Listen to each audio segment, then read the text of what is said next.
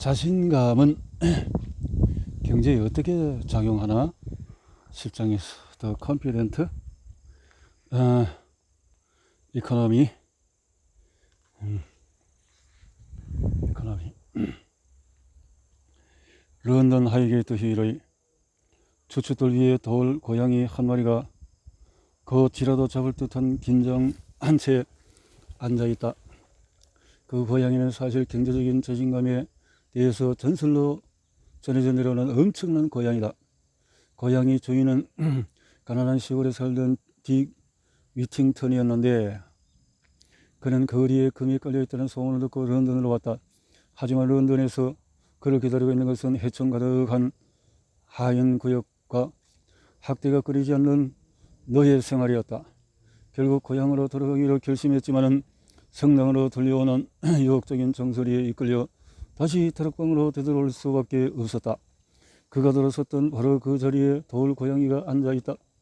돌아가지 않기로 한 것은 몹시 다행스러운 결정이었는데 그의 주인이 기증품 많은 화물선의 제작기 대장으로 딕의 고양이를 데려갔기 때문이다. 쥐를 너무 잘 잡은 그 고양이를 무여왕이 화물선 가치보다 더 많은 돈을 주고 사들였고 고양이가 가져다준 행운에 기뻐한 주인은 너그러운 마음으로 이를 딕과 나누었다. 딕은 결국 런던 시장까지 되었다. 부자가 될 거라는 생각은 맞았다. 그에 의해 런던은 금으로 깔린 것이나 마찬가지였다. 이 런던뿐만 아니라 대부분의 대도시에도 마찬가지였고 도시가 클수록 금도 더 많이 깔린다. 더 부유하고 창의적이며 이는 그 도시의 특허권 수로도 측정할 수 있다. 도시가 커질수록 그와 같은 이득은 기하급수적으로 늘어난다. 오늘 세계 인구의 55%가 도시에 살고 있다. 사람들은 계속 도시로 몰려들고 있으며 2050년에는 인류의 3분의 2가 대도시에 살게 될 것이라고 한다. 전 세계의 딕 워팅턴들이 고요하고 작은 마을을 떠나서 정신없고 혼란스러운 대도시를 가는 이유는 무엇일까? 도시에는 부와 창의성도 넘쳐나지만 범죄와 가난도 있지 않은가? 1970년대 미국을 처음 방문했을 때 나는 거리의 트레일러 수를 보고 깜짝 놀랐다. 작은 트레일러가 의자와 램프에 장난감을 가득 싣고 자동차 뒤로 매달려 고속도로를 달리고 있었다. 동쪽이나 서쪽이나 남쪽이나 북쪽이나 운전 너머의 미래로 수많은 가족이 움직이고 있었다. 그 작은 트레일러들이 새로운 도시에 자리 잡을 때까지 가져갈 수 없는 큰 물건들 보관 창고를 지나서 달리고 또 달렸다. 유럽 사람들은 고향에서 80km나 떠나기도 싫어하는 반면에 많은 미국인들은 더 많은 일자리를 위해서 대륙을 종횡무진하며 수천 킬로미터로 이동해서 낯선 사람들 틈에서 새로운 삶을 꾸린다.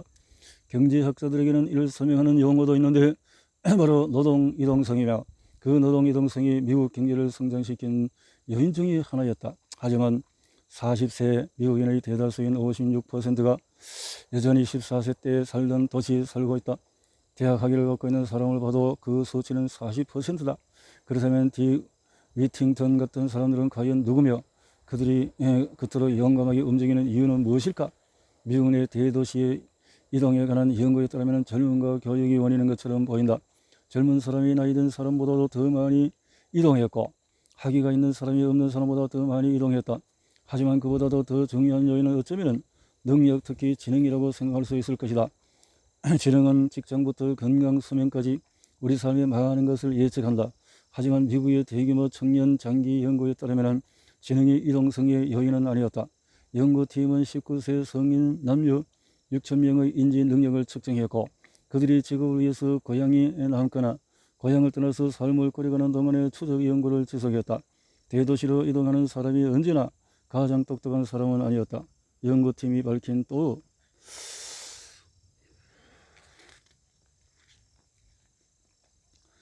다른 요소는 바로 자신감이었다.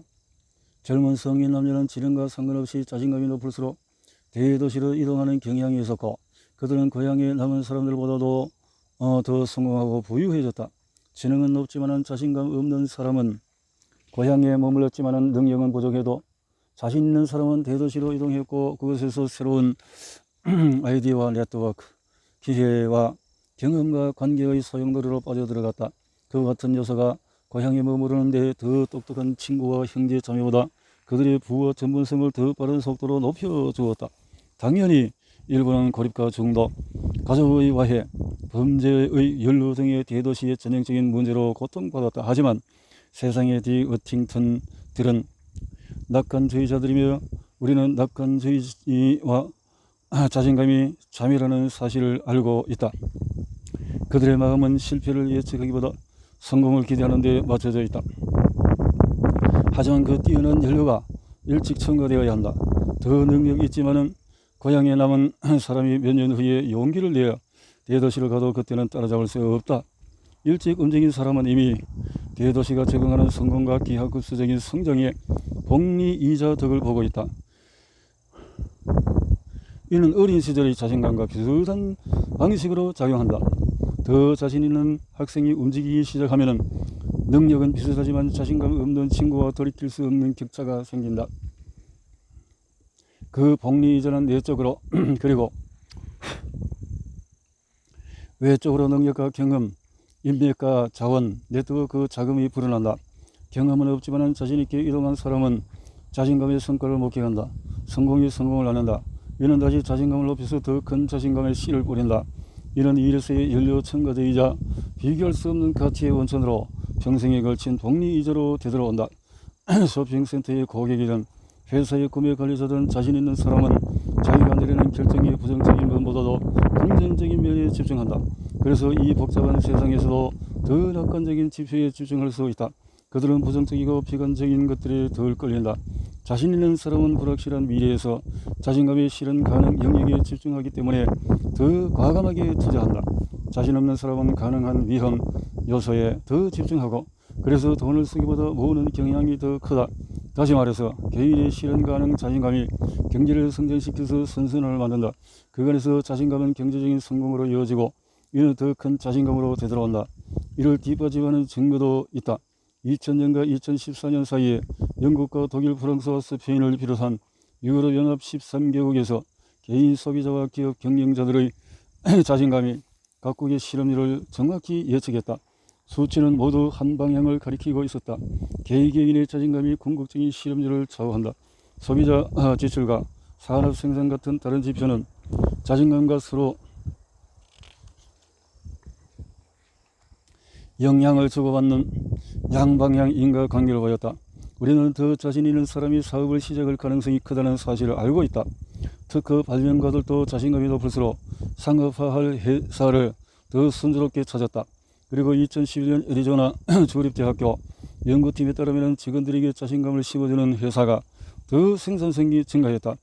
그렇게 자신감이 중요하다면 그 자신감은 수백만 국민의 마음속에서 국가 경제에 어떻게 작용하는 것일까? 자신감. 부와 행복에 관여하다. 부와 행복에 관여하다.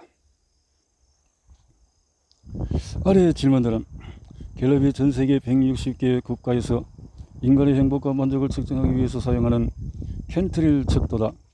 맨 아래 칸이 0이고 맨 위에 칸이 10인 사다리를 생각해 보자. 0인 당신은 최악의 삶이고 10은 당신의 최고의 삶이다. 지금 당신의 삶을 떠올려보자. 사다리에 몇 번째 칸에 있다고 하겠는가? 그리고 지금으로부터 5년 후에는 몇 번째 칸에 있을 것 같은가? 당신이 고른 숫자 2개는 무엇인가? 현재가 7 혹은 그 이상, 5년 후가 8 혹은 그 이상이라면 당신은 성공하고 있는 것이다. 현재가 5나 6 혹은 5년 후가 5, 6, 7 하나라면 당신은 실패하고 있는 것이다. 현재가 4나 그 이하, 5년 후가 4나 그 이하라면 갤러브 조사에 따라서 당신은 고통을 받고 있는 것이다. 성공하고 있다면 당신은 더 건강하고 부유하며 걱정이나 슬픔, 스트레스는 덜할 것이다. 분노는 적고 행복은 많으며 존경을 받을 것이다. 성공하고 있다고 대답하지 못한 사람보다 덜 아프고 삶은 더 즐거울 것이다. 실패하고 있다면 더 스트레스가 많고 돈에 대해서 걱정하며 2배 정도 더 아플 것이다. 식단이 건강하지 못하거나 담배를 피울 가능성도 높다. 고통받고 있는 상태라면 기본 음식이나 안식처가 부족하고 신체적인 고통과 강도 높은 스트레스, 걱정과 슬픔과 분노로 힘들 것이다. 만성 질병이나 우울을 겪을 가능성도 높다. 3장에서 살펴보았듯이 2016년 브렉시트가 세계를 충격에 빠뜨렸다. 글로벌 전문가들도 예측하지 못했는데 그들의 입장을 대변하자면 경제적인 지표는 대부분 정치적인 변동을 암시하지 못한다. 영국 국내 총생산은 2% 성장하고 있었고 실업률은 4.9%로 떨어지고 있었다. 상황은 좋아 보였다. 하지만 갤럽은 달랐다. 갤럽은 전세계 160개가 넘는 국가에서 진행하는 연간 조사를 통해서 영국의 분위기를 파악하고 있었다. 갤럽의 연구팀은 꾸준하게 증가하는 경제 지표들을 쫓고 있었다. 2013년 영국의 일원당 국내 총생산은 38.873 달러였고 2015년은 41.478 거의 7% 증가했다. 경제학자들에게는 행복한 날이었다. 하지만 그때 연구팀은 눈을 크게 뜨고 또 다른 그래프를 보고 있었다. 영국은 전 세계에서 가장 부유한 선진국 중의 하나였고 완전 고용에 가까운 상태였으며 경제는 발전하고 있었다. 하지만 갤럽 직원들은 놀란 눈으로 2013년과 14년 사이에 가장 큰 격차로 떨어지는 선을 지켜보고 있었다. 갤럽 조사에서 조사는 어느 나라에서도 본 적이 없는 그래프였다. 2013년 영국 국민의 대다수 55%가 자기 삶에 성공하고 있다고 느꼈다. 59%가 미국의 수치보다 약간 밑떨어지만 25%만 성공하고 있다고 느꼈던 러시아보다도 한참 높았다. 4장에서 행복한 라틴 사람들에 대해서 살펴봤듯이 2013년 콜롬비아 국민의 59%는 부유하지 않아도 성공한 것 같다고 대답했다. 중국은 21%였고 인도는 13%였다. 하지만 단 2년 만에 55%에서 40%로 하락한 영국의 수치는 대략 700만 명이 갑자기 발밑에서 자신감의 카펫이 사라진 것 같다는 느꼈다는 것이다. 가장 부유한 나라에서의 그 급락은 놀랄만한 사건이었고 그것이 2016년 브렉시트 국민투표라는 중대한 사건에 대한 경고였다는 것은 의심의 여지가 분명했다. 어떻게 그렇게 많은 사람이 갑자기 삶이 실패했다고 느끼게 된 것일까? 이민자수가 브렉시트 국민투표를 자극한 것이라고 종종 언급되지만 2013년과 15년 사이에 영국으로 이민한 사람의 수의 미래에 대한 행복과 자신감이 그토록 급격하게 떨어질 만큼의 큰 변화는 없었다. 세계화 또는 브렉시트의 원인으로 지목되기도 했지만 2년 동안의 세계화 측면에서 그만큼 갑작스러운 변화는 없었다. 하지만 그 기간 동안에 아주 상당한 변한 것이 한 가지 있었다. 바로 영국 보수 정권의 공적 지출에 대한 예산 삭감이었다. 2010년 데이비드 캐머런 입법부는 공적 지출을 대폭 삭감하기 시작했다. 2013년과 15년 사이에 교육, 복지, 사회 보장 분야의 예산이 급격하게 줄었고 700만 영국인의 자신감이 무너졌다. 영국 북부와 중부의 소도시 지역 경제는 지방정부와 공직에 크게 의존하고 있었다. 그래서 국가 경제는 잘 돌아가고 있었지만 지역 공적 지출의 가혹한 삭감은 지역 공동체의 미래에 대한 자신감을 떨어뜨렸다.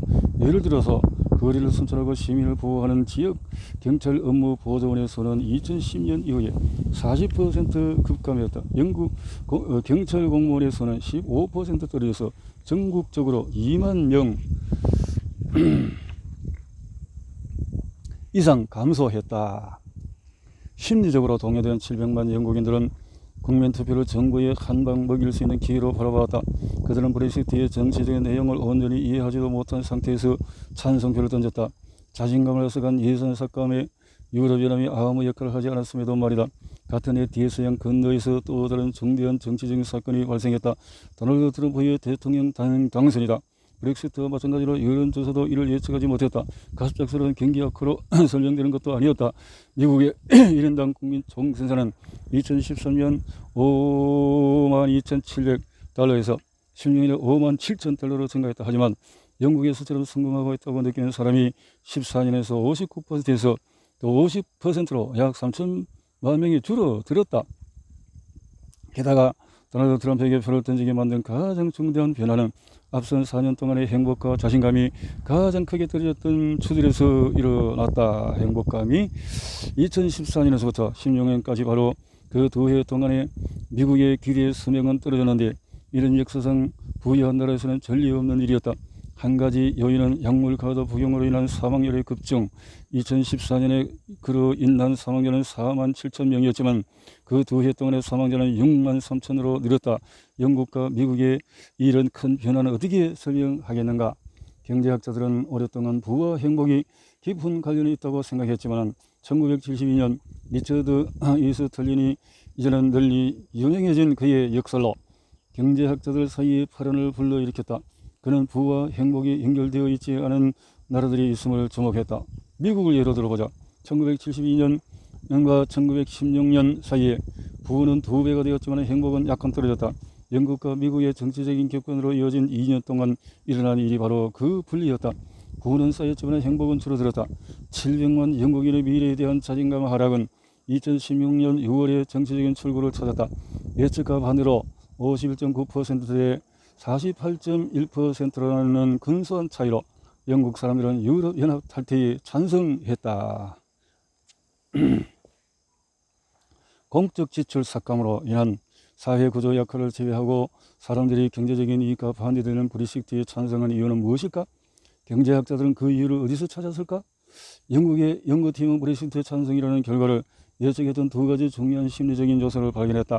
첫 번째는 나이젤 파라지 같은 포퓰리스트 정치인들이 조심스럽게 주입한 국경 너머의 위협이었다.